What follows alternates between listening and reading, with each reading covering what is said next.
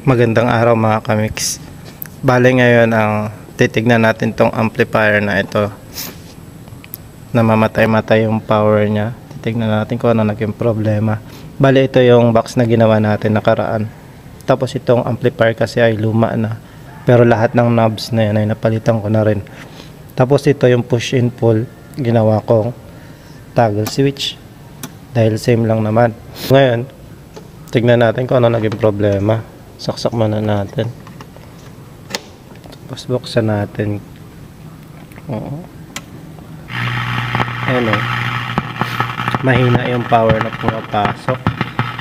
So, tignan natin kung bakit ganon. Kumukurap-kurap. Tignan natin kung ano problema. And buksan muna natin. Ayan mga kamix, na tanggal ko na sa kanyang bahay. Ngayon, subukan natin ulit isaksak. Pa natin. Oops. Hindi na siya nag-function.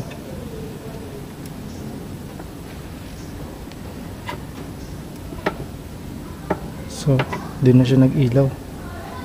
Ibig sabihin, lapit ko maaaring dito yung may problem kasi hindi na siya nag-ilaw.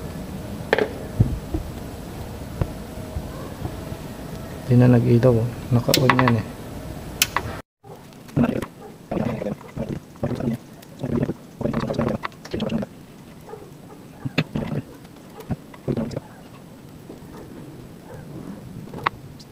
Testerin muna natin mga kamix, and yung ating tester is nakalagay sa buzzer. So, tingnan natin yung linya niya. Hanapin natin kung saan yung linya. So, walang linya. Walang buzzer. Ayun. So, isa. Itong brown. O, yan. Kita niyo mga kamix ulit sa kulay brown.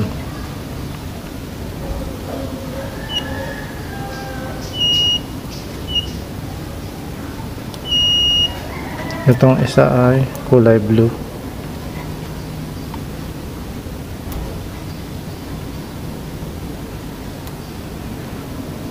Ay, nagloloko.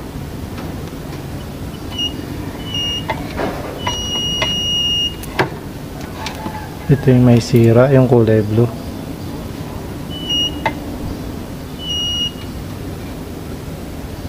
May sira.